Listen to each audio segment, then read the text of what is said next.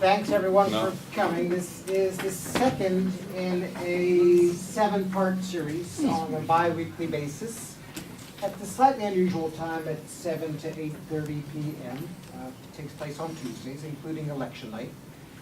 The idea was to have an intimate participatory discussion, except for Mark Blythe, bigger rooms are necessary, and a little bit of media. In a couple of weeks, we'll have Margaret Weir talking about inequality and Democrats and Republicans, but today it's Mark Blythe talking about global Trumpism, as you know. Mark is professor of political economy and of political science and international public affairs at the Watson Institute and the Department of Political Science. He has studied in his native Scotland, a couple of degrees before he came to the U.S., and has a PhD from Columbia, series of faculty appointments at Johns Hopkins, and has been here for 7 years at Brown University. How time flies. He's got a lot of deep scholarship on matters of global political economy.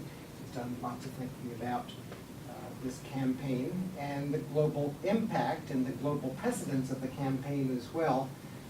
So he's the perfect person for right now, even though he didn't watch the debate last night. He might be fresher to these scholarly topics and a little bit unsullied by all the noise that's gone on since 10:37 last night. Mark's going to have about a half-hour presentation. We'll have about an hour of Q&A, have you out of here by about 8:30. And I think it's your moment. My moment has arrived, marvelous. Can I move the slides with this because this is wireless? You can, yep. So I can do this? Great. Okay, good. Lovely. See, win-win for everybody. This is my clicker. It's rather large, as you can see. So the mic me up so I can move around. Unfortunately, you can't do this. You can't do this now because it's blinding. So I'll be over here. All right, let's get started. Global Trumpism. This is a sort of a mini meme. It was even a hashtag at one point. So when I was in Greece at the start of the summer, and they were expecting Greece to blow up again, and I did an interview with Athens Live, which is a news outfit down there, and they took a 4-minute segment in the interview, in which I basically said the Brits are out and all that sort of stuff about Brexit, and it actually went viral. It got 1.2 million Facebook shares, which is insane, and it's like since it's reposted on YouTube, it's like 100,000 views, etc. And I obviously said something that resonated with people. And one of the things I said was Trumpism's global. It's not just about him. And it's also not just about the right. It's also about the left, and it's about the fragmentation of political parties in Europe and elsewhere. So without further delay, let me get into it. So this is the first one. This is not unique. Let me show you. Can you name the trumpets? Top left trumpet. Just do it by political party rather than name. Top left trumpet. Yes, exactly. Marianne Le Pen, right? The younger, Le Pen, the younger. And then next to her, Swedish Democrats. Only they're not Democrats, and they like being very, very Swedish. Guy down below, the true Finns, who actually hold the balance of power in Finnish Parliament, are actually quite powerful in the country as a whole. Next to him, Lega del Nord, exactly. Didn't he used to be called the Lega Lombardi?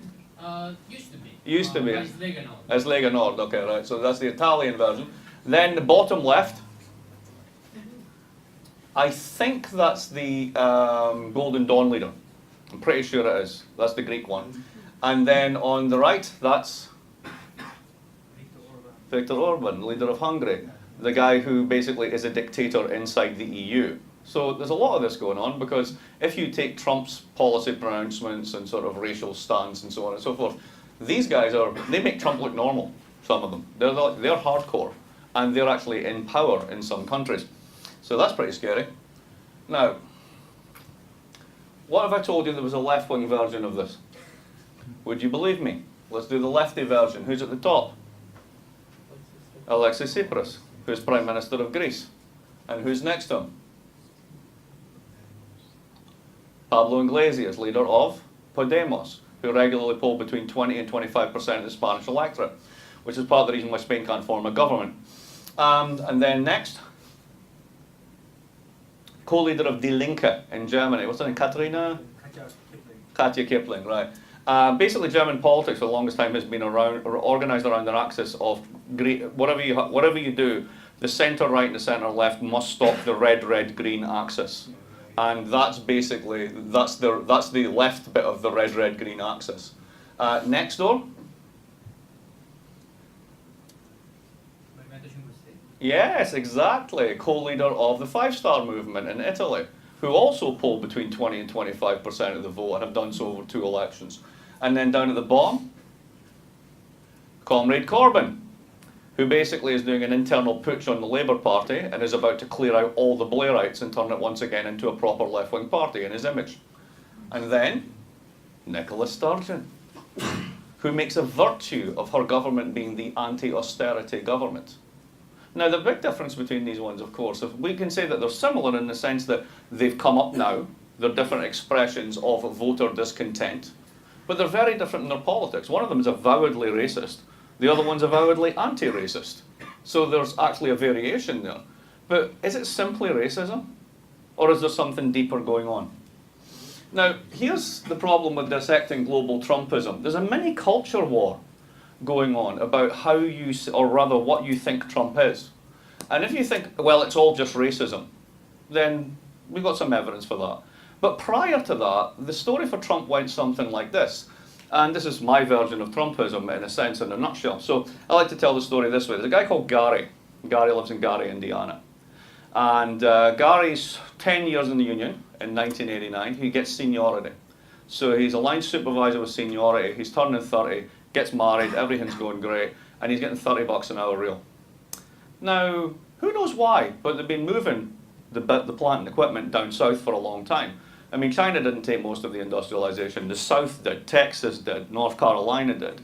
So they've been losing a lot of their industrial base. They didn't worry about that. But then they signed this thing called NAFTA, and the plant disappeared, the supplier plants disappeared, and the town takes an enormous economic hit.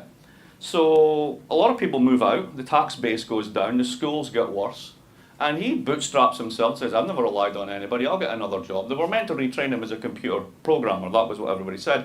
But the governor at the time really just gave a shit about tax cuts, so they just cut the budget for that and handed it out to people. So then he ended up getting a job in a call centre. So he went to $15 an hour. And then 5 years later, the call centre went from Indiana to India. And now Gary works in his dotage, very hard, long hours, for $11.67 an hour for the largest employer in the United States, who is? Walmart. You know the story. You know the narrative. And every day Gary reads in the papers how him and all his mates are about to be replaced by robots. Because you do, every day. Whatever sector you're in the low end of the labour market, your automation, robotation, it's going to happen. And the guys in Wall Street who got bailed out, right, with everybody else's money, they love this. They're going to make a fortune off this.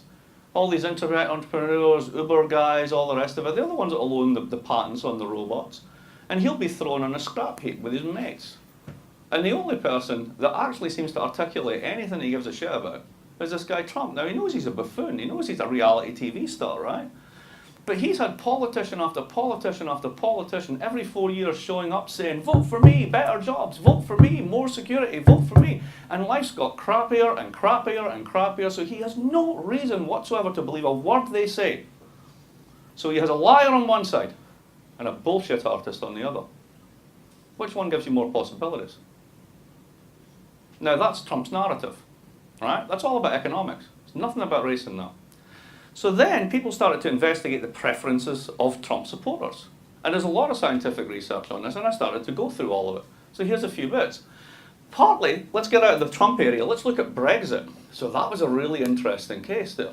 And one of the things that people said was, oh, this is the revolts of the have-nots, right? These are the people that have been economically deprived, all the rest of it. Well, when you decompose the vote, the narrative of taking back control is the one that people mentioned the most. But right behind it is anti-immigration sentiment.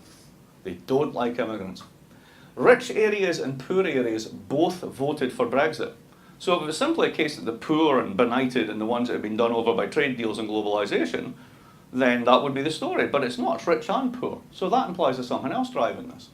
What else? The old voted more, and when you poll them, old people are more racist, right throughout Europe, than young people.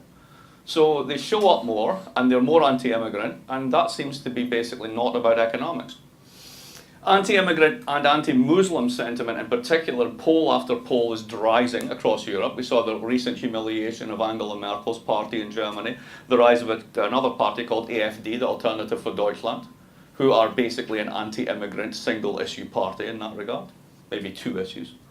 The rise of the authoritarians. When you really start polling these people, both here in the United States and in Europe, you find that they have very authoritarian preferences. So if you give them these standard questions about how do you think kids should be reared, or what do you think of this social situation, they stack up time after time as liking hierarchy, patriarchy, women should be in a certain place, as very gendered identities. And there's a very positive association in a lot of the social psychological literature that underpins this, the kind of the micro foundations, on this notion of loss of status. So it's not about how poor you've become. It's the fact that at one point you were top dog, and now you're not. And it's partly blame, but it's partly a kind of an aggression response, and that leads into a very much more racial and also gendered coding as to what's going on. So it's all racism, really. But then the economists started to come back on this and, well, hang on a minute. Let's think, what's the counterfactual here? That 25 years of stagnant, if not declining real wages, the shuttering of entire cities, the hopelessness, the opiate addiction, the collapse in a lower middle class and upper working class life expectancy and life chances has no effect whatsoever. Because if it's all racism, that's an incredibly strong claim about the lack of efficacy of economic issues. I mean, surely there must be something going on here. And once you start to figure out that economics isn't just about income, you get into a very interesting space. Trumpet support, as I like to call it, right across Europe correlates incredibly strongly with areas that are subject to Chinese import competition. So areas that are basically exposed to trade with China where they can do what you can do, either in services or in trade, very, very high support for these types of parties and these types of policies. Correlates with health inequalities. So if you're basically poor and unhealthy, the chances are you're going to vote for one of the right-wing parties, and also the left-wing parties. Right? There's two sides to this one. It correlates incredibly well with job insecurity. So it's not the fact that you're being paid less and less, it's you have no control. So one example of this from surveys of Brits, if you look at, they do A, B, C, D classifications of jobs, so basically lower manual, upper manual, professional, right? If you look at the C's and the D's, as recently as 10 years ago, 30% of respondents said that they had a good deal of control over their jobs. Now it's 9%. So just astonishing feeling of being disempowered and being out of control. And you've heard all the stories about this, like, walking Amazon warehouses where you walk for 11 miles a day, you're strip searched on the way in, strip searched on the way out. I mean, these are horrible working conditions. Correlates with low income over time. I'm going to show you a slide on this one. And it also correlates with exposure to technological disruption. So the areas, the jobs that have been the most affected by technology are the ones that tend to be the least secure, and all of that feeds together in the same way. So I'm trying to find a way to understand Trump on a global scale that encompasses the left and the right, and is actually attuned to both of these. Because I have no doubt that a large number of people who support the National Front or the True Finns are racist. I mean, they're pretty straightforward about it. Trump may be doing more of the dog whistle version of this, right? But it's the same thing. But the economy matters. So how do they both drive each other, right? What's going on here? How does it fit together? So here's the first one. When the Brexit vote came out, the panel on the left looks at basically, those dots are local authorities. So like, North Providence, East Providence, Providence, that sort of stuff. And basically change in real hourly earnings. So is it the people who are the poor, is it the poor people in the poor areas that are voting for Brexit? There's no correlation whatsoever. So this went viral, right? Because this proves that it's not the economics, right? The weird thing is, in the same paper, on the next page, there's this one. And what does this one show? If you're earning £8 a year, you're 70 or 80% likely, 8 quid an hour, to vote for Brexit. And if you're at the top end of the income scale, £18 an hour, so $35, $40 an hour, you've got a 30% chance of voting for it. So if you look at it not as a snapshot, but as an over-time problem, whereby some areas of the country have chronically low wages, yeah, the economics did matter. So why are we so desperate to pin it on race and exclude economics, or vice versa? That just seems weird to me. The only reason I can really think that people want to do this is because it allows the soft left who have been implicated in basically, I will call it the defenestration of working class prospects over the past 25 years, a kind of get-out excuse. And I'll get back to that when we go on. This is another one looking at this. If education and skills are a proxy for income, then the economics is still in the mix.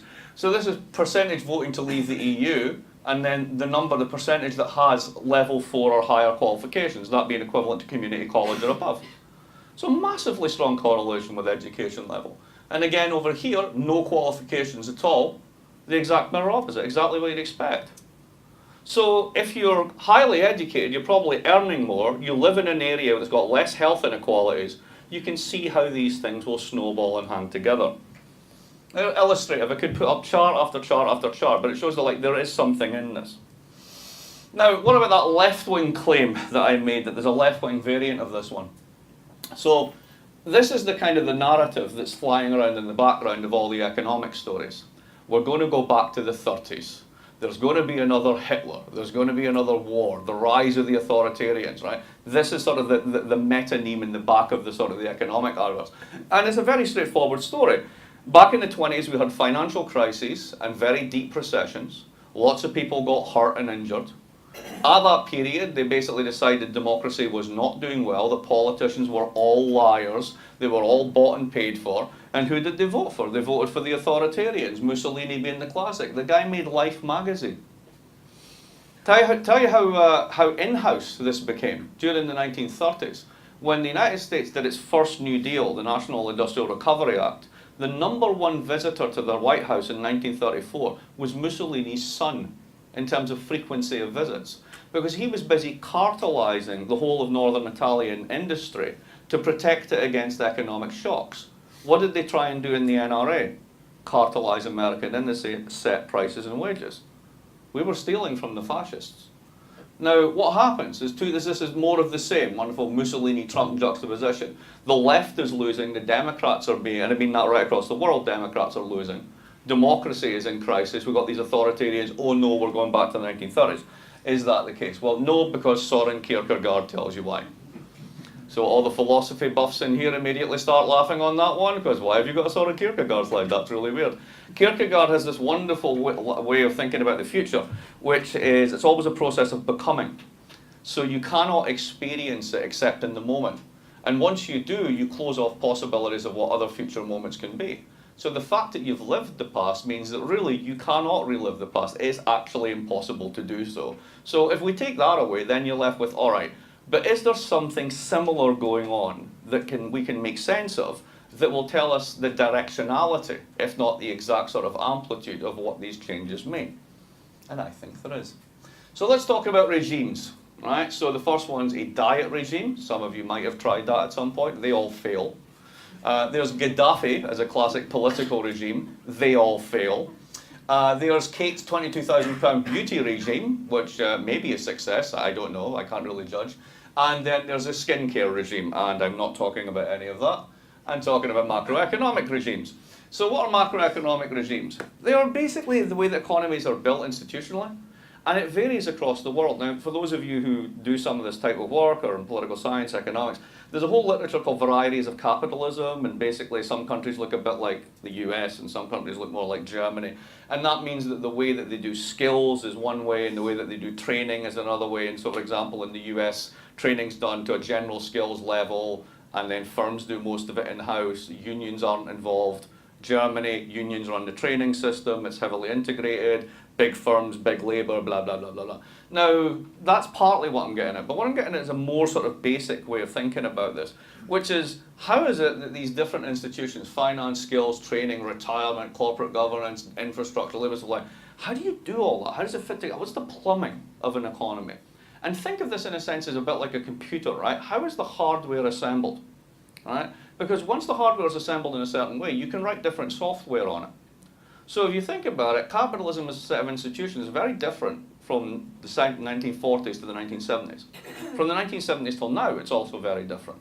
But what's also changed are not the institutions, not the way that it's organized, so much as the software that's written on it, the ideas that program it, the way that we run the system, right? So with that in mind, let's think about sort of how regimes change over time. So think of that as the hardware, what's the software at work in the system. So let's go back to the 1940s, 1943, 1944. So the Allies are winning the war. There's a commitment clearly to full employment after the war, primarily because if you don't do it, the Soviets will. And there was an economics that went for it. They rewrote the software, and that's John Maynard Keynes. And you probably heard the line at some point that in the long run we're all dead. And this is the full quote, right? It's worth reading, because in a nutshell it tells you everything about why this was new code, why this is a new software for running the economy. In the long run is a misleading guide to current affairs. In the long run we're all dead. Economists set themselves too easy, too useless a task. If in tempestuous seasons they can only tell us when the storm is long past that the ocean will be flat. So he cared about the short run. And why? Because this is how he thought about deep recessions. Deep recessions are called depressions for a reason, because in a sense you're kind of depressed, or your investment expectations are depressed. If you've experienced very good times for 2 years and then you have 2 bad days, you don't rewrite the script. But if you've had 2 good years and then you have a bad year, you begin to think differently about the possibilities for the future. And if you basically drag that out, that short term starts to become longer. Everybody's investment expectations get depressed. So if you've been in a long recession for 5 years, you're a capitalist, let's open a factory. No, why not? Because nobody's buying anything. But if you think that way, and you think that way, and you think that way, you all sit on your money rather than invest in it, what happens? You bring about the very collapse in investment that you're trying to avoid. At base, it's primarily a psychological trick. That was the essence of what Keynes was trying to do. So the whole thing about spending, government, all the rest of it, it's turning the expectations in the short run in a different direction so that investment goes up. That's it. It's totally different. Now, there's a guy called Koletsky. Most of you have never heard of him. He wrote this thing. This thing is a 7-page critique of his 383-page book, essentially. And he says, there's a big problem with this. I'm a huge fan, don't get me wrong. Full employment, all that sort of stuff, fantastic, particularly after the Great Depression. The commies are a real threat. We want to save capitalism. Even I do, and I'm a lefty. Like, great, knock yourself out, it's good, right? But there's a problem. And what's the problem? Well, if you run full employment as a policy goal forever, you're going to have a problem. Oh, how? Everybody will be happy, people will be consuming, they'll have high wages, it'll be nirvana. What are you talking about? How do you pay for high wages? Employers pay them. Right, so how do they get the money to do it? Well, they make more sales. They do it out of profits. And if you run permanently full employment, then basically the average wage over time is going to go up. And if it's running full employment, it's hard to get labour because you basically have everybody employed. Then the reservation wage at the bottom and the median wage is all going to move up over time. Now, unless profits are constantly moving ahead, the only way firms can get away with this is to do what? Jack up prices. But if you're jacking up prices in order to pay wages, what's happening? What did we call that in the 70s? He predicted it in 1943. And he also said something fascinating. He said, and once you do this, capital, investment, they no longer have the whip hand. They can't discipline labour because they'll strike, they'll do sit-downs. And what else happened in the 1970s? Huge industrial unrest. So this guy basically predicts the bug in the software, right? Or rather, it's a feature rather than a bug, to use that term, right? So by the 1970s, this is Britain in 1979, no famous winter of discontent. This is Australia. You don't think of Australia as being affected by much, but the unemployment on the one side, inflation on the other. That's Gough Whitlam holding onto the raft of the economy being buffeted by the waves. And this is Kalecki's problem. Labour can move costlessly from job to job and can strike at will. Business can only restore profits by raising prices. That eats the wages, provokes more strikes. The result is inflation and a collapse in investment because you know what? You're pissed with the situation. You're the investor class. You're losing money. Inflation's eating at profits. Labour's eating at profits. You can't make a buck. What are you going to do? This is what else Kalecki predicted. You're going to fund a market-friendly revolution. You're going to change the way that people think about the economy. You're going to appeal to the self-interest of consumers and individuals rather than as workers and members of unions. You're going to discipline organised labour. You're going to do the PATCO strike in 1982 and break organised labour in the United States. You're going to globalise supply chains. Hey, try striking now, because if you do, I'm off. I'll go first to Texas and then I'll go to China. So your ability to demand a wage increase just goes to zero. And at that point in time, that wonderful stagnation in wages for 60% of the economy started. Funny that, isn't it? You deregulate finance to increase capital mobility so that you can move your money around, but labour stays in the one place. You hand policy over to technocrats who are charged with one goal and only one goal: fight inflation, even if it's not there. And give them medals when they do. And then globalise production. Because when you do that, you're creating supply chains with incredibly thin profit margins for everybody in the supply chain, very cheap labour, massive returns back to the parent company. Why is Apple so damn profitable? That's why. Now, what does this do to this notion of a regime? Well, think about the regime that we built between 1940 and 1970. What did it look like? It was a debtor's paradise. Did anybody here take out a mortgage in the late 60s or in the 1970s? Right, what happened to your mortgage? Half of it disappeared. Inflation ate it away. You had a fixed rate at 7% and inflation went to 12. Every year that happened, somebody else was paying your mortgage. You know who was eating it? The bank. So who was actually paying for the bank? The guy who owned equity in the bank. The investor class. These girls at the front, the ones who are funding that market-friendly political revolution, because while this is awesome for you, it's horrible for them. So you get sustained inflation. Oddly, Labour's share of national income hits an all-time high. Of course, they're constantly pushing, right? Corporate profits are at an all-time low. Unions are strong, inequality is low. Markets are national. This is crucial, we'll get back to this. They're not international, they're not unbounded. Finance in particular is in its post-New Deal regulatory box with a lock on it, and you can't do all the stuff you could do. Central banks were check cashing agencies for the Treasury. They took orders. They were dependent central banks. And parliaments actually had power. 30 years later, after that big market-friendly rewriting of the software, what do we have? Secular disinflation. Since the financial crisis, global central banks have chucked the equivalent of $13 trillion into the global money supply, and there's no inflation anywhere. Funny that, isn't it? Capital share of income, as we know from Thomas Piketty, and also yesterday from Branko Milanovic, is at an all-time high. The wage share is at an all-time low. Unions are weak to the point of being unconscious, if not dead. If you do a graph of strike activity since the 1970s, it does this. And that's true everywhere. There just aren't any. It doesn't work anymore. Inequality, very, very high. Markets are global. Why? Because then Labour can't piss these people off. It's very simple. Finance is strong, central banks are strong. This is why we care about Janet Yellen. Janet Yellen runs the economy, as far as most people are concerned. How did that happen? And parliaments, Congress, are not just weak, they're venal, they're self-destructive. They're hated institutions. Very different world. So here's the problem with the current regime and why that produces both left and right trumpets. This is the key slide. Think about a world in which you've got very low interest rates, very low inflation, if not deflation, systemic. You cannot get inflation up. If you can't get inflation up and you have no way of forcing your employer to give you a pay rise, other than if you just magically get massively full employment, you get wage stagnation and all the returns go to the top. This is all these graphs on inequality, the whole 9 yards, right? In that world, how have people in the United States in particular, but also in other countries, not so much Italy and places like that, but in some countries, how have they managed to maintain their standard of living? What did they do? Credit card. Yes, credit card nation. They borrowed, they levered up.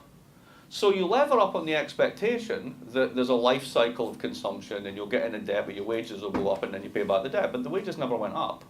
So you just revolve, you just keep more and more debt going on. So if you actually look at debt across the income distribution, it's actually true that most debt is held by rich people, but the punishing effects of debt are held by people at the bottom who simply can't pay it. Hence you get payday lenders, predatory interest rates, loan sharks, all the rest of it. All the nice bits of finance, right?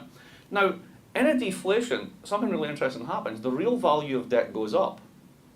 If prices are going down and you have a fixed contract to get a certain amount of money, that money will buy more. So if you're a creditor, you want your money back. But if you're on the other side of the trade and you haven't had a wage rise in 30 years, you can't pay. Now, who's the loser? Who's the loser in this situation? Who are the political parties that are meant to protect that part of the income distribution, that part of the population? It's the centre left. And what happened in the 1980s, and particularly in the 1990s and 2000s, was those parties, the SPD in Germany, New Labour in Britain, the New Democrats here, basically gave up on them. I don't like unions anymore. I don't like those bottom people, the poor people. They don't show up to vote anyway. I need resources to fight my electoral campaign. I need you lot.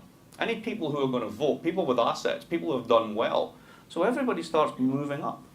And the bottom 20% just get dumped. And then we can tell ourselves stories about how it's all going to magically adjust. And these communities will be reborn as tech hubs. You know they won't. There's no investment. You wouldn't go there. When was the last time you went to Cleveland? Right, you don't. It's simple as that. You don't. Everybody who leaves Brown, right, where are you going to go? You're going to go to New York. You might go to LA. Right? You're going to go to DC. You're not going to Cleveland. You're not going to Baltimore. You're not going to any of these places. So what are you left with? Well, the traditional left parties abandon their core constituencies. Who pops up in their shadow? After the financial crisis in a moment of stress. Think about Greece, Syriza. Think about Spain, Podemos. Think about Scotland and the SNP. These are populist movements. These are nationalist in the sense that they want to regain control of the national economy. They want to shield it from globalization. The one thing many of them have in common, both left and right in Europe, they all want out of the euro because they see that as the cause of many of their ills. But if you look at the vote share of these parties, they are collapsing. The SPD got 19% in Baden-Württemberg in its last election. I mean, that's just getting absolutely kicked in the face. What happened to Labour last time in Britain? They were meant to win the election. They got walloped. Basically, the working classes voted for UKIP, the right-wing racist party. And in Scotland, because they had a left-wing alternative, they didn't vote for the racist party. They voted for the SNP because there was a genuine left alternative. So in that part of the world, what you see is the death of the centre-left. And when the centre-left see the new left coming up, they try and strangle them in the bathtub. That's why Greece and Tsipras was absolutely held under the water. First criticisms of Tsipras the minute he took the job, the German Social Democrats, right out of the gate. So what is it happens when Corbyn takes over Labour? All the new Labourites, massive character assassination. He's an anti-Semite, he's a racist, all this sort of stuff going on, right? Really interesting politics. Now go to the other side here. Who are the winners here in a deflation? Well, it's the opposite of your story in the 1970s. Right, so who's it this time? Can't pay, won't pay, will vote for a trumpet. So what you have is a kind of debtor's revolt against the world that we've built over the past 30 years, which is a creditor's paradise. So what you see is a left-wing expression and a right-wing expression, a racist expression and a non-racist expression of fundamental discontent with the way the rewards of the system have been skewed over the past 30 years. And what you see is then the rise of populist right-wing nationalist parties, particularly on this side. It's all about renationalising markets, anti-austerity coalitions, anti-globalisation on both the left and the right, particularly in Europe, and anti-trade, anti-euro. So if you take the website of the National Front and Trump and Syriza, and not, you can do this at home, folks, right? If you can read Greek and things like that, but no, they have an English page, right? But if you look at that and you take out filter out all the National Front stuff about overt racism and immigration, just don't click on the immigration link, right? Just look at the stuff on the economy. They're remarkably similar. It's really amazing when you do that. So, how is this happening? This has been much critiqued, but it's still true. Branko's got a reply in the Financial Times today about a reformulation of this. But this is the global income distribution, the elephant chart. It's the elephant in the room, quite literary. So here's where people are in the global income distribution. Here is the poorest person in the world, literally. And there is the richest person in the world. So what's been happening? Well, basically, if you are in Chad, you've had massive income growth. But you went from 40 cents a day to $3, so let's not get too excited. If you're up here, you're China, and that's where most of the gains have been. So you take China, you take East Asia, it's been doing really well. That's high growth. Right here, when it starts to go down, 67th percentile, thereabouts, actually 59th percentile, that's the poorest person in the United States. That's the American middle class, defined median salary of the middle class. I've been doing so well, have you? And then the people like me, I've been getting a bit of the upside. But really, all the gains have gone to the super rich. So if that's the way the gains have been distributed, you bar this to there. That's not just Trump support. You do that for any country, you'll find out that's the left-wing support too. It's that section of society that can flip either left or right if there's a left-wing alternative, just in a lot of places there aren't. Bernie was in many ways the left-wing alternative, but he was roundly defeated. And it's all about this. Piketty is another reason for why this happens. The famous R's greater than G. Really easy way to think about this. I have a condo in Boston, right? I bought at the right time. It's a really nice building. I now have princelings driving Lamborghinis around the garages and all that. Well, at least they're Maseratis, right? Trust me, I drive a Volkswagen. We moved out. We're down in Providence. Love it. It's great. Keep the place in Boston. Why? It's going up at about 6 to 7% a year real. Right? So just holding it, right? I mean, I'm not earning this. I'm not improving it. Just that's it. The returns to that asset are 6%, 7% a year. What's the rate of growth in the economy? 2%. So if you have wages, you get that. If you have assets, you get that. Welcome to the inequality generator. So this is baked into the cake. Right? Now you can critique RG, all the rest of it, but the fact is that's the way the world looks. Now, is Trumpism here to stay in such a scenario? Well, it depends upon the diagnosis. Now, this is one that Rose and I spoke about briefly, and she sent me some really helpful links, and I will look through them, and I thought about them. And if it's all racism, right, if you basically say, these people are irredeemables, they're a bucket of irredeemables, they're all racist, right? If he doesn't win the election, what do? Do you burn them? Right? I mean, what exactly do? You just say to a third of the electorate, no, I'm sorry, you're racist, we just can't deal with you, sod off, right? Because that's not exactly good public policy. Now, what you can do in an ideal world is you can look to countries that have actually done a much better job of this, etc. And we can become Canada. It's not going to happen, is it? You just know it's not going to happen. Building inclusive institutions that genuinely respect multiculturalism, plural identities, gender, etc., it's bloody hard, even under the best circumstances. And trying to do that as a public policy reaction to a perceived set of racists, I'm not sure how that works. You can reduce threat perceptions from outsiders to insiders. So basically you can stop being scared of the people you're scared of. So statistically, right, the following is true. You have more chance of being attacked by a shark on land than you have of being attacked by a Muslim terrorist in the United States, right? It's impossibly long odds, but the perception's completely different. And people act upon perceptions. So how do you detune the perceptions? That's another really tough public policy problem, particularly when you have an ideologically biased media who have a whole agenda in promoting those types of divisions. But, always ban immigration and deport people. Well, Trump wants to do 11.5 million. Last person who did 11 million deportations was Joseph Stalin. It's funny how we don't make that kind of analogy. But just in case you're feeling smug about yourself, if you're a Democrat, Obama has deported 3 million over his tenure over the past 8 years. So if Trump comes in and hits 6, he's actually just doubling what Obama's already done. So no wonder the undocumented in this country feel insecure. Now, and of course, after that, I don't know what to do. Now, again, if it's mainly economics, can more be done, right? Because in principle, you can do. Redistribution and capital expenditures are back on the agenda. We know that both Clinton and Trump want to spend on infrastructure, and God knows the country needs it. 1/3 of all bridges are deemed unsafe by the American Society of Engineers. Right? We can definitely do better. We can borrow at negative interest rates for 25 years. Why would you not build everything you need for the next 50 years, right? So you know that that can be done, and it probably will be done, regardless of which one of them wins. But here's the weird one. Both of them, and this is where I fault Bernie as well for this, we're going to bring the good jobs back. No, you're not. That's just simply not going to happen, right? Because you don't make stuff in factories the way we used to 30 years ago. There are no Garys anywhere. The people who are the equivalent to Gary are working 19 hours a day in a Foxconn thing, which is the size of a small city, with absolutely terrible rights and all the rest of it, right? So do you really want to try and bring that back to the United States? And technically, capital substitutes for labour at the margin in manufacturing processes. You need less and less labour over time. So even like the Germans, who are fantastic engineers and exporters, they have a shortage of skilled engineers, but the absolute number of people employed in that sector, in the export and engineering sector, is falling over time, because you substitute for it. So it's not just the poor and the unskilled that are going to be robotised out of a job. It's actually the highly skilled is just as vulnerable. So how are you going to bring the jobs back?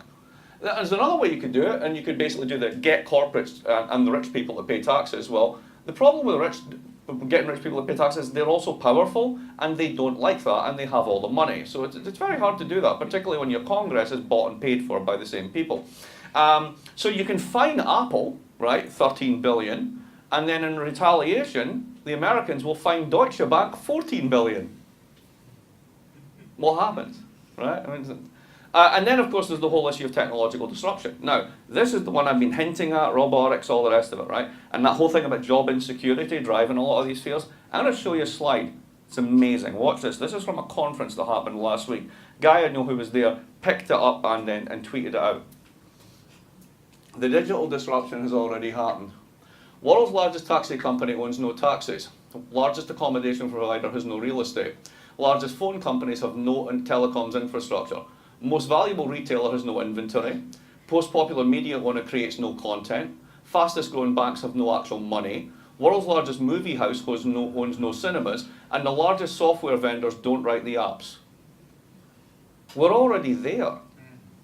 Now, what does it mean to bring back the good jobs in that kind of world? It's gone. It's different. So how does this play out? Because you do have global Trumpism, and there is a left version, there is a right version. I'm guessing most people in this room would be more comfortable with the left version than the right version. Like, you don't strike me as overtly racist, but you know, you never know your audience.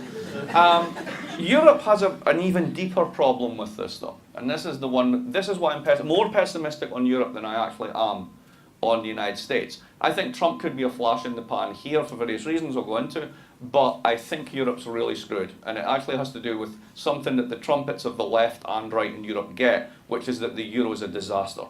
And here's why. The way they used to talk about Europe as a joke was either it was the Protestants in the north and Catholics in the south, right? And the other one was the olive oil butter line. So you knew what country you were in if you were putting butter on bread, you were in the north, and olive oil was in the south, right? And I've always, there's a great New Yorker cartoon from years ago where like two older guys are sitting in a restaurant and the waiter comes up and puts something on, and the caption is, remember when they used to give us butter? Just like that cultural change. But there was the olive oil butter line. That actually now maps onto something very interesting, which is basically who exports to the rest of the world and earns money, and who doesn't. So what you've got basically in short form is the Germans moved all their parts suppliers into Eastern Europe. They did a kind of globalization, but only within Eastern Europe.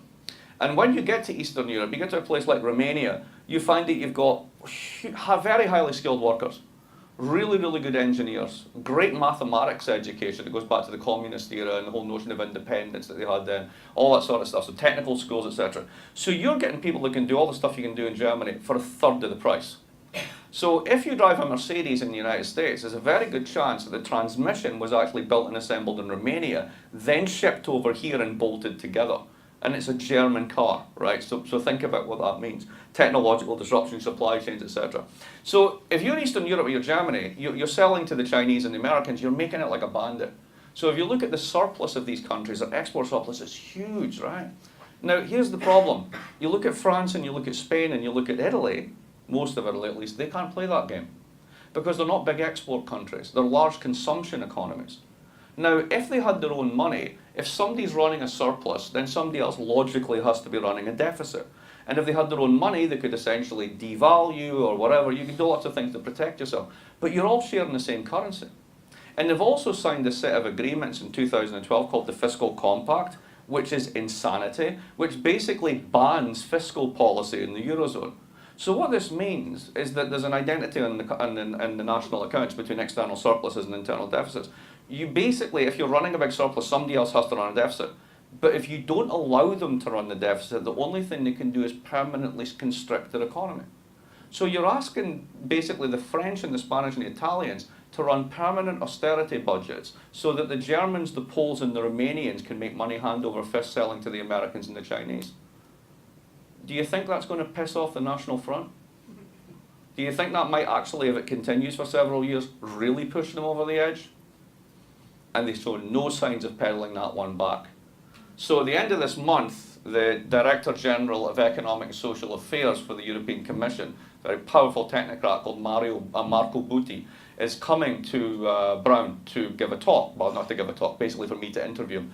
And I'm going to ask him this, because this is what I see as the long-term problem. And if he doesn't do something about this, it's game over for these guys. So Europe is a particular problem. So what's the long-term scenarios too? Here's the positive story. You probably heard of secular stagnation. This is Samuelson, Summers is the latest version of this. There's too little demand in the world, too many people are saving, consequently interest rates, etc. are very, very low. Yeah, I mean really, China, the whole of Asia saves, right? It's a huge savings surplus in Asia, right? Now the Europeans, because they're running an export surplus, are essentially exporting capital, so they're saving as well. So the only bit of the planet that isn't saving is the United States. What happens if the United States starts saving? We're all saving at once. You can't save all at once. It's the paradox of thrift. You would actually crash the economy. So it's good that we actually can't control ourselves. Otherwise, the whole thing would sort of grind to a halt, right? But the basic story on this one is, okay, let's say that that's true, but it doesn't necessarily mean it's bad. Think about what happened with the last jobs report. Think about the long-term trend of employment. We finally had some wage growth, right? Project that out at 2%, just 2% economic growth, but with practically negative interest rates and very, very low inflation, that compounds over time. That's not a horrible story. It's a bit like the 1950s, only scaled down a bit, right? It's kind of secular stability, boring, finance doesn't get to play its tricks, commodity prices are low, inflation's low. You can survive that, and if you do, and you're smart, and you do infrastructure spending, you get the boost from all that sort of stuff, you can defeat Trumpism. Here, I'm not so sure about Europe, because they're not together, they've got the euro problems, etc. But, you know, Trumpism's a blip. Here's the other one. Boris, right? There's a class of politicians now which can only be described as buffoons. Opportunistic idiots, right? And they will do anything and say anything. And he's one of them, and I genuinely believe that Trump is one of them. And I genuinely believe that a lot of the right-wing variants are there. But you know what? The left wings can be pretty opportunist as well. Let's be pretty honest about this. So what's the negative story? Well, you notice how I said like the 1970s was predicted by this guy in the 40s, and he said this is going to happen and it's going to be unsustainable, they're going to take it all apart and put it together again. Well, maybe we're at the point now that the thing that we built is unraveling. Not just in terms of the collapse of centre-left party support, centre-right party support, that basically it's economically unsustainable to run this super competitive, insanely intense, disaggregated global network of production on a consumption base which is levered up the wazoo because people have been borrowing to make up for real income gains they don't have. And that's actually hit the skids. And we don't know what to do. So, you know, everyone looks at the Federal Reserve. What's the Fed going to do? They're going to raise rates. They're going to raise them by a quarter point. They're not going to raise them. What does that matter? It's a quarter of a point. I mean, this is utterly ridiculous. We're kind of bumbling forward. Let's do QE. Why not? We'll try it. Let's see if that works. Is it doing anything? Well, whatever. We'll just keep going, right? So there's a kind of bumbling and stumbling in policy just now. That's when these guys become powerful. Because if it looks like the people who run the world don't know what they're doing, then that's when these fools get their chance. And there's lots of fools out there waiting for a chance. You could see a real retreat from economic integration. We are seeing a transformation of party politics. Check that one. There's a real chance the EU could fragment along the export or consumer line. And all these parties left and right want a renationalisation of politics. Back to the national control. And in the right-wing version, that's the discourse of the nation, patrie, the people, for France, who happens to be. The left-wing version is a kind of class-oriented one. It's more internationalist. It's basically about us versus the global plutocrats. But it's still about local. It's still about the nation, control. Globalization is bad, etc., etc. And if these guys get a critical mass right across the world, if the trumpets are blowing loud enough, all bets are off as to where we go. So that's my take on global Trumpism. This is why I think Trump is part of a much bigger thing that's been 30, if not 70 years in the making. And I could be totally wrong, and that's how you learn. So let's have a talk. There you go.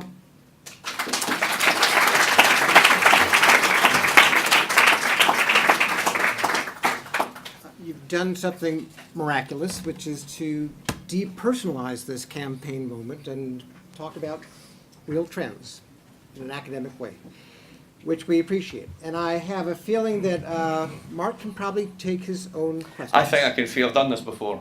I think I've done this So before. it's on you. Who's first? So, I want to put a twist on the positive story. So, Are you making it more positive or more negative? more negative. Hey, you must be on the left. So, Right. so if you look at the Bill Clinton years, right, as he leaves office, we have the dot-com bubble burst, there's sort of a minor recession, but then, you know, there's a consistent argument, obviously, on the left that sort of the policy of the Bush administration is what then led to the collapse that we just experienced. And there's obviously a degree of truth to that, but there's more to it, right? And so under Obama, we've had kind of this stabilization going. You just said we have a lot of good pieces in place, but so then what happens in the instance where Trump actually gets elected, and then we have sort of this undoing of the policies that we've been trying to cobble together for the last few years, then what? So if Trump gets elected, I don't think a lot actually happens. Because the genius of the Constitution is that the president cannot introduce legislation. So he can hum, he can haw, he can jump up and down, he can throw his toys out of the pram, he can do whatever he wants. But he cannot actually write a law. Only Congress can. So no, just follow this through, right? So let's say the Republicans manage to take the House and the Senate and they get Trump, right? So what is it that everybody agrees needs to be done? Now, they'll do the shittiest kind of infrastructure investment. They'll build a giant, stupid wall to stop something that doesn't exist called Mexican immigration. I mean, literally, it doesn't exist, right? The flows are going the other way. We're at the point we were in 1961, and we want to build a wall to keep them out. Dude, they're not there. They're just not there, right? But imagine that as a massive fiscal expenditure, right? That'll happen. We'll build up our nice, shiny military, right? That'll definitely happen, right? So there'll be lots and lots of spending. What else will they do? Will they really do trade protection? See, because about 30%, if not 40% of the firms in China that are exporting to the US are people like Apple. They're American firms. So Trump knows where his bread's buttered. You're really telling me he's going to put tariffs up against the iPhone and piss everyone off, including the CEO of Apple? I don't think so. So that's not going to happen. He can't introduce legislation. The only thing he's going to do is make life really, really uncomfortable and scary for people who are undocumented or immigrants or minorities or anything other than sort of like the politically mainstream right or an authoritarian. So there's a real political cost, don't get me wrong, and I think the deportations could double if not triple. And that's horrible.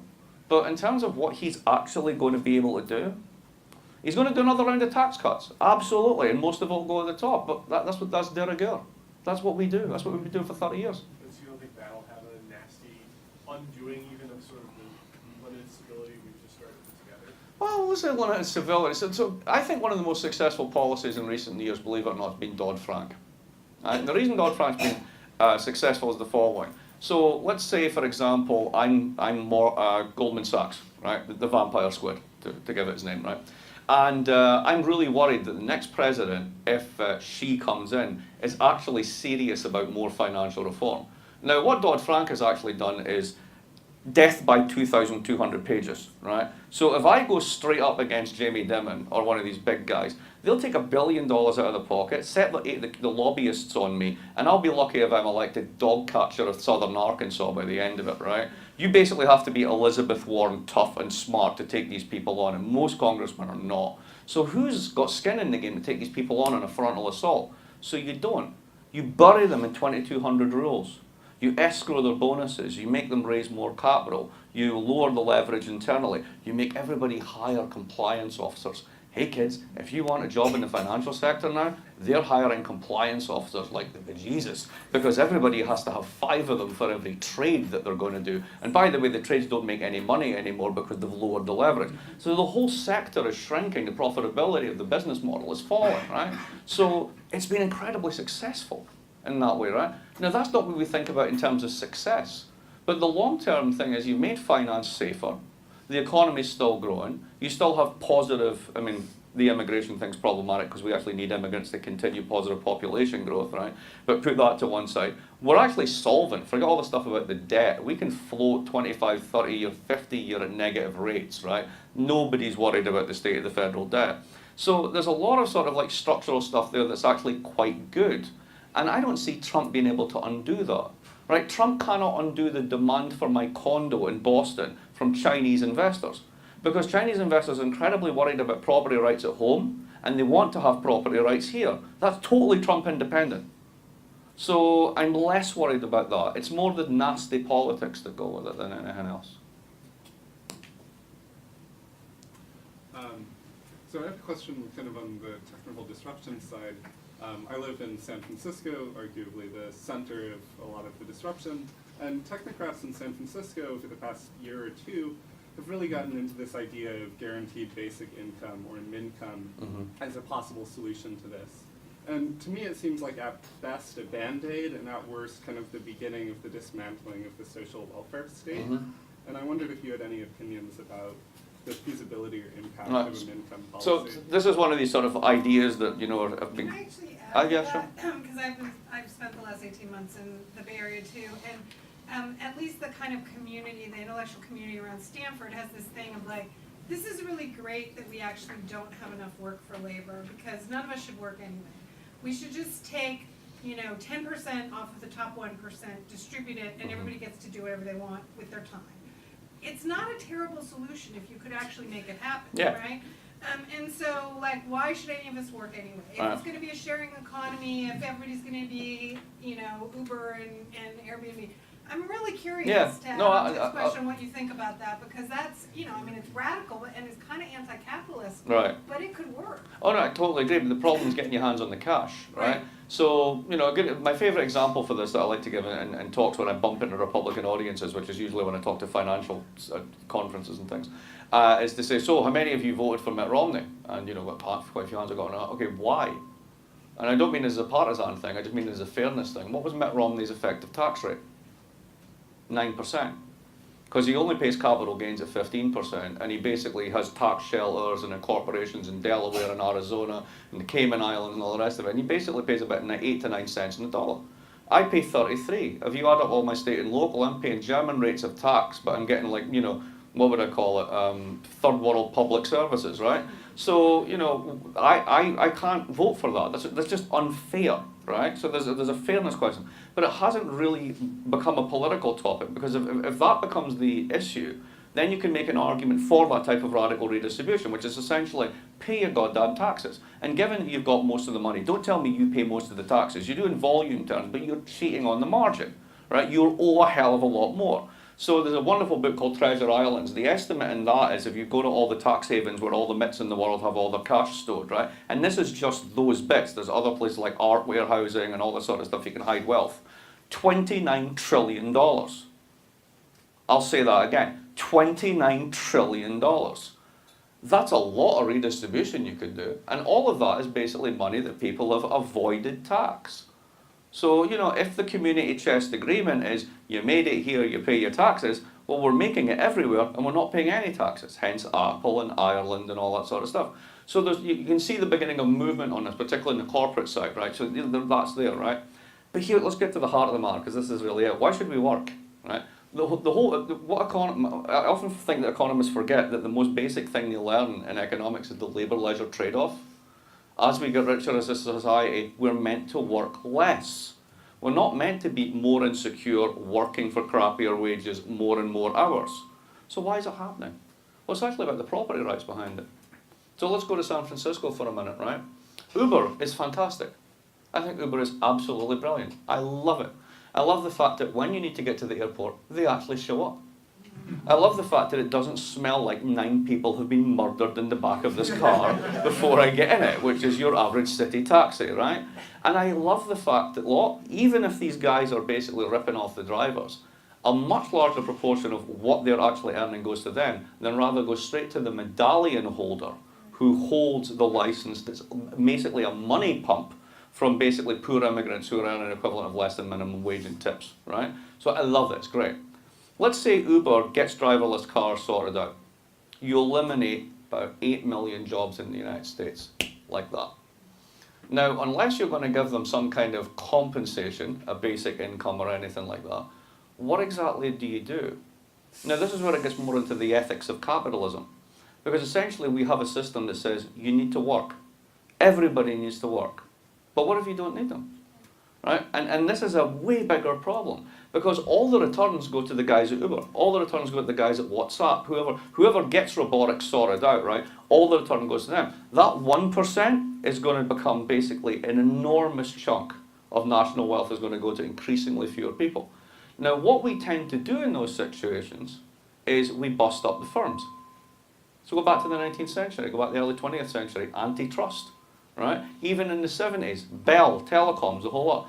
When it gets too concentrated, when the returns are going all the one way, we tend to step in and actually break up the firms, redistribute the property rights, whatever. That's what you really need to do. You need to democratize the returns to robots. If you do that, then it's sustainable, because I wouldn't care if you replaced me with a robot if I got to go fishing instead. right? That would be fine. And there's still a lot of things. Forget the hype that robots simply can't do. What's the fastest growing job in the United States? Elder care nurse. Right, would you trust a robot to lift your nan out of bed? Not going to happen, is it? Right, not in a long time. So there's still a lot of actual human contact jobs which really can't be technologically disrupted. But there's a hell of a lot that can be, and they tend to be the people who are already in that slice of the cake that are pissed off, both for left and right parties. So you're raising exactly the right issue. Why do we need to work? So it's more than basic income, right? It's actually about we can produce super mega surplus for the planet with 10% of the population working. China can literally make everything that we need. Why are we bothering? Like, why does every country in the world need to make cars? Why do we need to have so many different types? If ultimately you're just going to have a few self-driving models that will take you from here to there and you can call them up on your phone.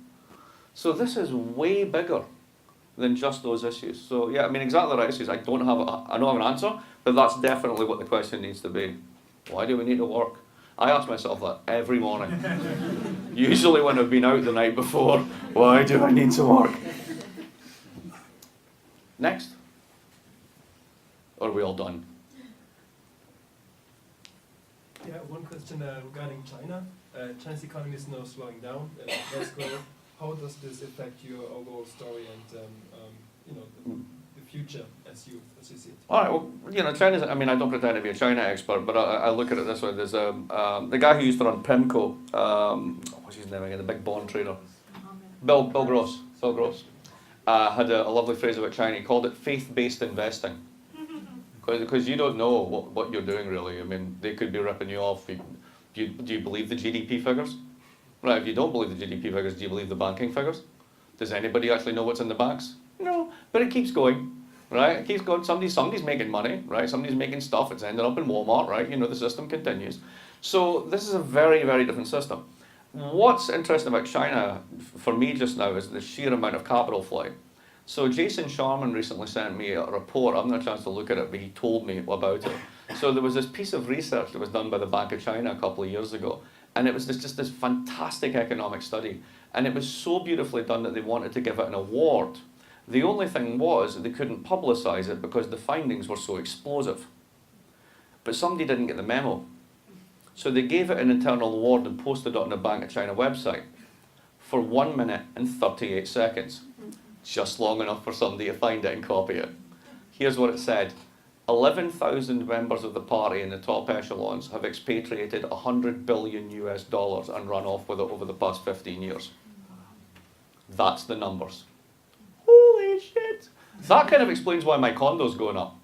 Now, in order to stop that, the government correctly says, oh, dude, you do that anymore, we're done, right? So you have a massive corruption crackdown. Here's the problem with the corruption crackdown. Corruption is property rights guarantees in a system where you don't have independent courts. Right? That's how it works. It's Buddy Chancy land, right? Basically, you didn't go to the court, you went to Buddy. Buddy sorted it out. Buddy's the party. Now, the party's your insurance policy. The party is your partner in crime at the local level. And now the party's being purged. Which means as an investor, you don't have courts, you don't have a protector, you don't have recourse. Where do you want your money to be? Right here. So perversely, until they absolutely clean up the entire system, which is if you ever get there, right? You're actually creating the incentives to destabilize it further. So that could be what we're seeing as part of the slowdown.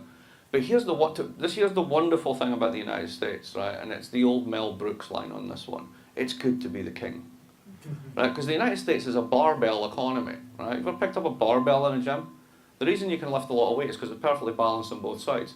And the United States is the only barbell economy.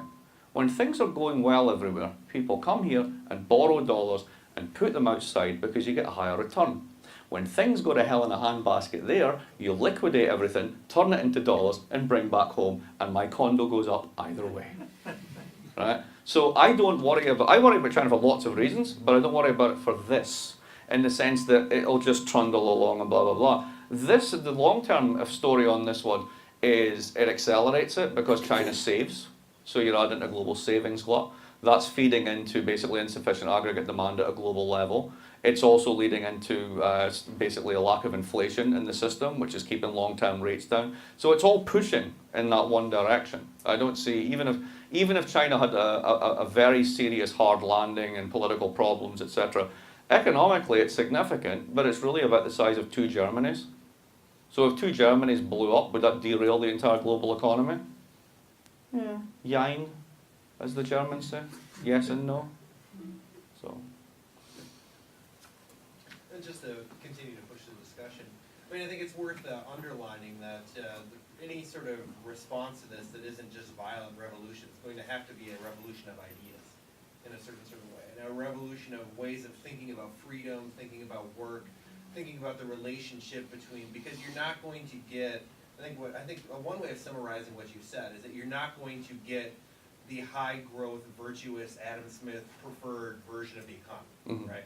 Where honest hard work, just you come to it, everything is rewarded if you're just willing to put in the effort. You're not going to get that anymore, right? So the question is, what do you replace that with? You replace that with changing the nature of what it means to be virtuous in markets, and that might mean that some of us take more leisure, and that means that we share more, or are you going to get the boots and the well, again, it comes down to what we do with property, right? So let's go back to Uber, right? Or Airbnb is another example, right?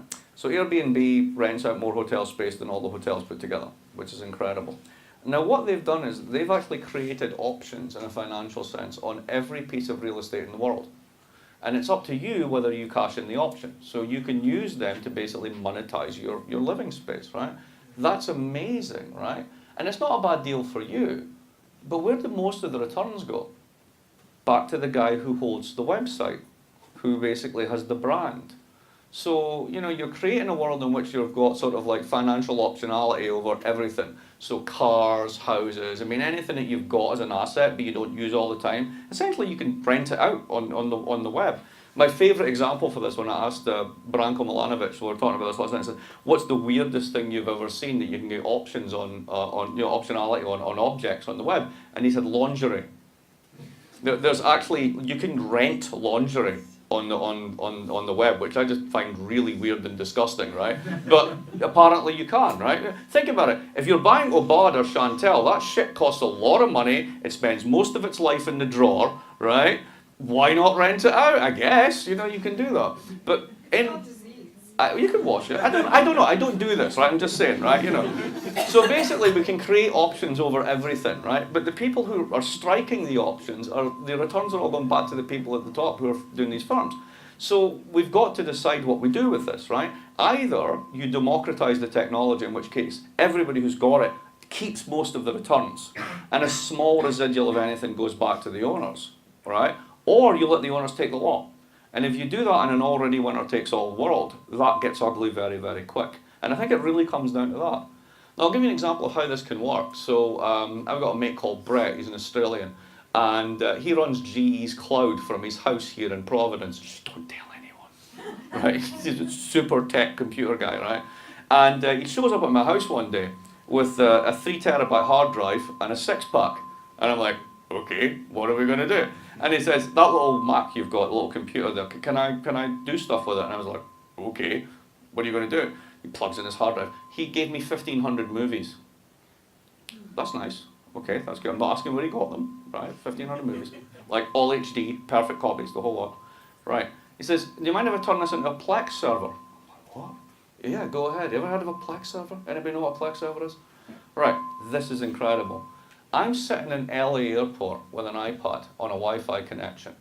I can go back to my home computer, the one that he's just been prattling around with, and press an app, and I can pick up watching any one of those 1,500 movies wherever I want, at exactly the point I left it off. And I can do that with all sorts of media, right? Now, think about if you went into Best Buy and you said, I want this system, right? That would have cost you thousands of dollars. Plex is free. Anybody can get it. It's the simplest thing in the world. Just go to the App Store, get Plex, download it on your computer, start archiving all your movies. It turns it all into digital files with this wonderful interface, and then you can do the most amazing stuff. Now, why is that not monetized? right? Why isn't there a firm called Plex, which is allowing you to do this, that has the monopoly rights on it? Because the guy who wrote it went, here, take it. It's free, and everybody can use it. And there are so many consumption goods now that are like that, and increasingly so, that what's happening is I can make money off the option that I'm writing, that I'm exercising the option you're writing on your house, right? That's becoming less common. What's actually becoming is just stuff's free. So think, for example, Airbnb, couch surfing. No money is exchanged. And you can actually get a room, a bed, the whole sort of thing. So there is a positive aspect to the sharing economy. It's all a question of how much we want to share versus how much we want to give options to the guy who's got the patent. That's really what it comes down to. Oh, sorry. Oh, I just had a quick follow-on to that. I think regulation can really influence that as well. You mentioned Uber earlier, and Austin, the city in Texas, recently decided to prohibit Uber from operating in their city. And as an alternative, a group of people living in Austin created a open source free application for finding rideshare Uber-like rides, where there is no 30% to Uber. Right. All of the money goes to the driver. Yeah. And that's a direct result of regulation that caused that to be democratized. Yeah, and that's exactly democratizing property rights. It's not about expropriation, right? You don't have to take anything away from these guys. You can just build alternative platforms. And then people migrate to those platforms because everybody's winning. So you can totally do that, and that's actually a really positive side. One book that goes into this, the only book I know that goes into this is Paul Mason's book, Post-Capitalism. And it's a very good book, actually. He's a British journalist / economist who used to be the chief economics correspondent for one of their main news channels, Channel 4. And he wrote this book called Post-Capitalism, and it's all about exactly how the sharing economy might be the only thing that can save us. Because ultimately, we do not need people to work, but we have an ethic that says if you don't work, you're worthless. So how do you square that problem? That's what he's trying to solve. So Mark, if monetary policy is less and less effective, tweaking interest rates a quarter of a percent, and if quantitative easing doesn't really work much anymore, what are the alternatives? How do we stimulate growth? And what are the other tools what are the other options? Well, go back to that thing I said about, starting in the 70s, you have this market-friendly revolution, and you basically disempower Congress, parliaments, and you don't want politicians to run things because they'll generate inflation and all this sort of stuff. You want people like Greenspan to basically run the economy for you now. Why? I mean, can we just stop and think about this for a minute? Why is a technocratic appointee who has nothing more than two tools, raise and lower the price of money, buy and sell assets, that's it, right? Why are they charged with and given the responsibility for producing growth, which is an organic outcome of the personal decisions of millions of individuals who have nothing to do with the central bank? I think we've lost the plot. I don't think, first of all, it's unfair to charge these institutions with these things. They're missions that they cannot fulfill with the tools they've got. You could give them more tools, that'd be one way of doing it. But another way would be to actually look at Congress, which is the fiscal arm, because there's more than just monetary policy, there is also fiscal policy, and say, where have you been for the past 25 years? Oh, that's right, you were too busy cutting taxes, and then writing ridiculous laws that didn't matter. Can you stop doing that, right? Could we maybe do something like we did in the 50s when we built the entire highway network of this country? Could we maybe do something about making JFK less of a national embarrassment, right? There's lots of things we could be doing. And it can be done if Congress decides to do it. So, do we need more monetary policy? No, we need them all to stop doing what they do. It's just a waste of time. Or get better tools that are more effective and work jointly with fiscal authorities. But we've given up on fiscal. We just think it's a bad idea. Politicians can't run things. Why would you want them to do that? Nobody's saying they run things, but basically if the roads in Providence are the norm for the richest country in the world, God help us. So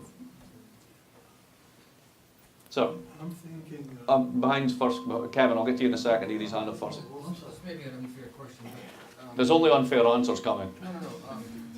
All the information you provided in the past hour, how much of that do you think Donald Trump knows? Ooh, good question. He doesn't have to know any of it.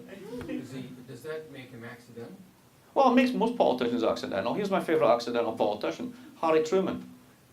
So Harry Truman is literally the accident of history, right? A 4 times failed haberdasher with a domineering mother-in-law he was absolutely petrified of. but a tremendous poker player, a machine politician who was put in there by totally corrupt practices, who ended up saving the New Deal. Now, did he know everything he needed to know? No. He just knew, this is where I need to be, this is the stuff I need to pay attention to, and I'm going to let George Marshall deal with the details. And that was pretty much what he did. Trump is just a version of that. Same as Ronald Reagan was, if you want another example. In fact, I actually get really worried when, this is one of the things that actually worries me about both of the Clintons, right? It also worried me about Jimmy Carter. Well, I'm not old enough to worry about him, you know what I mean? That when politicians think they know a lot, they start to do things that they don't really understand. And sometimes it's better if you know, knowing the limits of your ignorance, and you can't accuse Trump of that, right? But knowing the limits of your ignorance is actually a really, really healthy thing in a governor, I think. So, I don't worry about that. Then, Kevin. Well, I was thinking, two things about the global trust.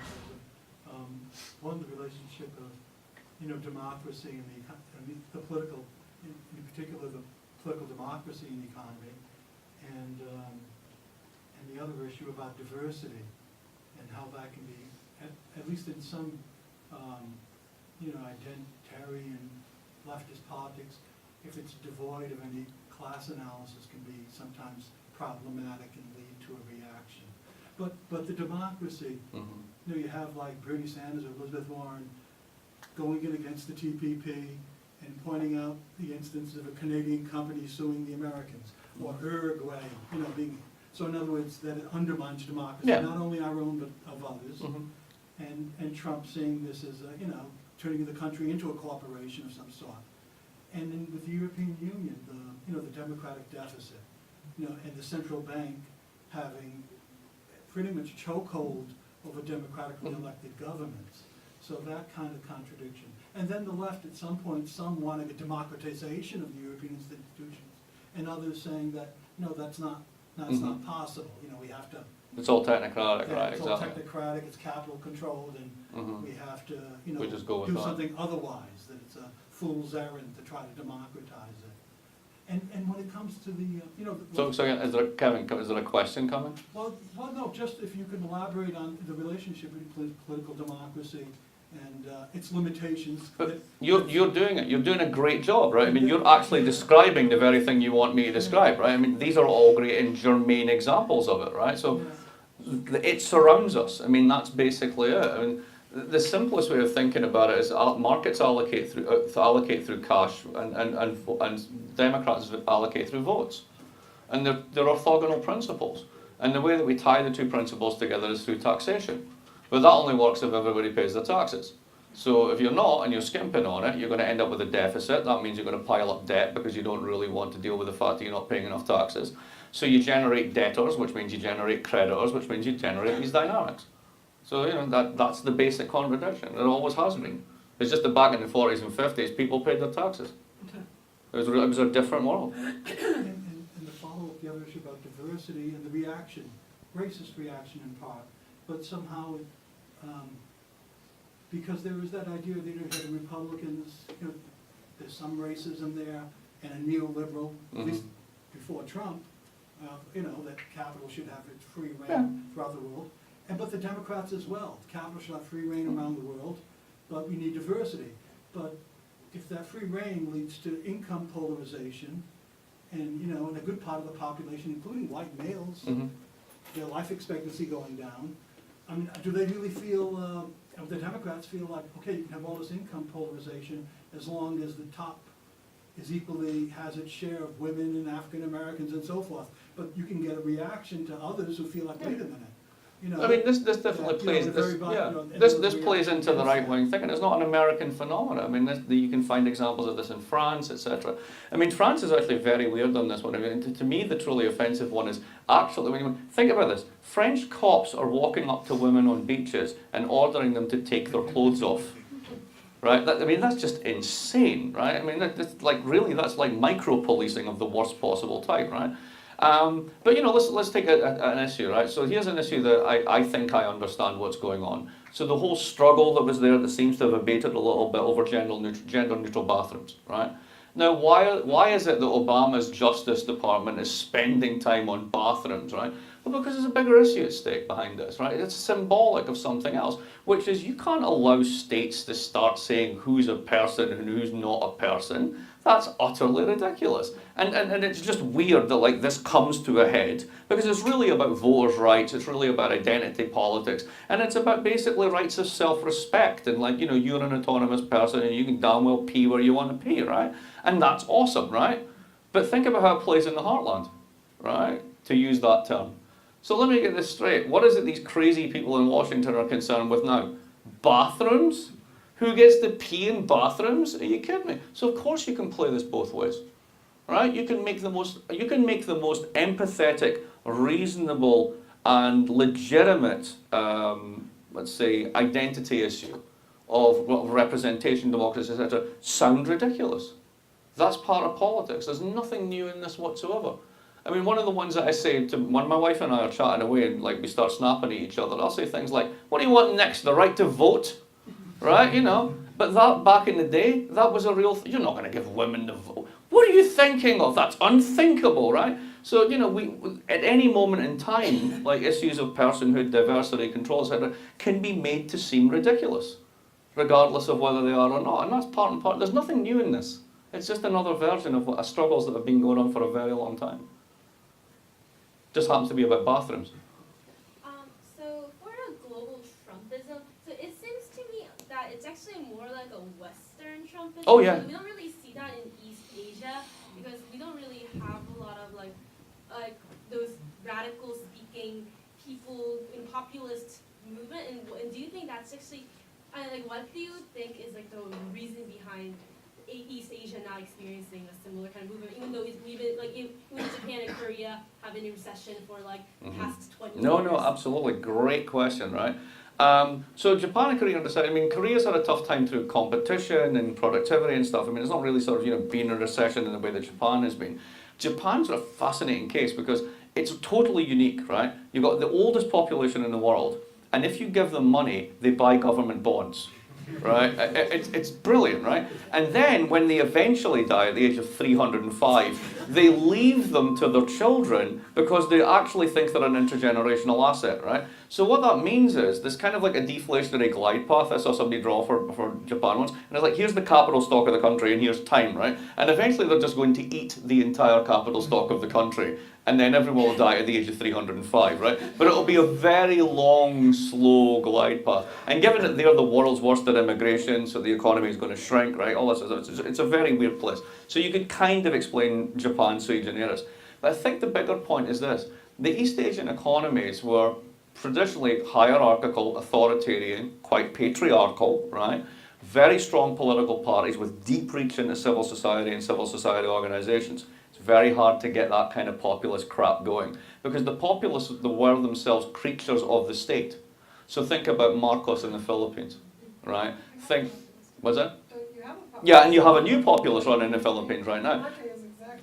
Exactly. But even in Japan, think about the way that the Liberal Party, the LDP, was like kicked into touch 15 years ago and kind of came back with a kind of a much more aggressive nationalist rhetoric. Right, so you see fringes of this coming up, but it is different in kind. This is totally a Western story, right? Absolutely. I just happen to call it global Trumpism because I was in an interview in Greece and I was lazy. And then somebody went, hashtag global Trumpism, and there you go. It's a thing. You're stuck with it. So that's that. But great question. That's really good. Mark, make this the last question. Okay, and last one. I've had this gentleman before. Anybody else want to come in, just in case, or he gets the last one? Or I've got it. No. Go on now. So scholars don't often run for political office, but you're going to be the next campaigner for a Senate seat from Rhode Island. Give us that power base. four or five planks in your platform that you think would be both winnable and sensible. Right, first one, everybody pays their taxes. No exemptions, no inclusions. And I'll even consider cutting rates if we can actually increase the take. Everybody pays, no exceptions.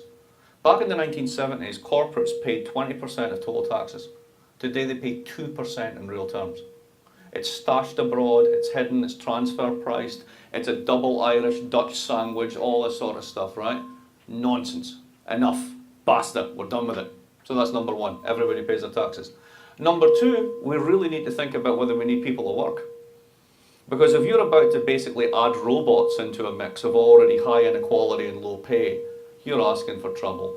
And it's a bit like basically nationalising healthcare. At the end of the day, everybody saves money because everybody isn't showing up to the emergency room. The costs, the disruptive costs of doing this stuff, without any real regard for what actually happens to the casualties, forget it, right? You need massive insurance on this, and you have to think really creatively about it. And the third one is, and this is the one that we never talk about, is we really need to be serious, and this could be a massive public investment program, and it's the one we should really do, something to try and abate the effects of global warming.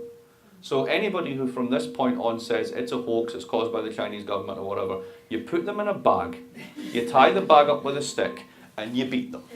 That's it. Anybody says it, get in the bag.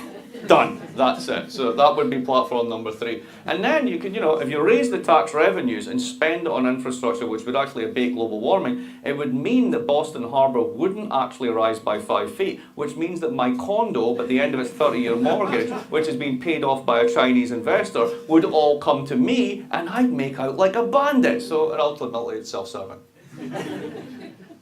Join me in thanking Mark for a great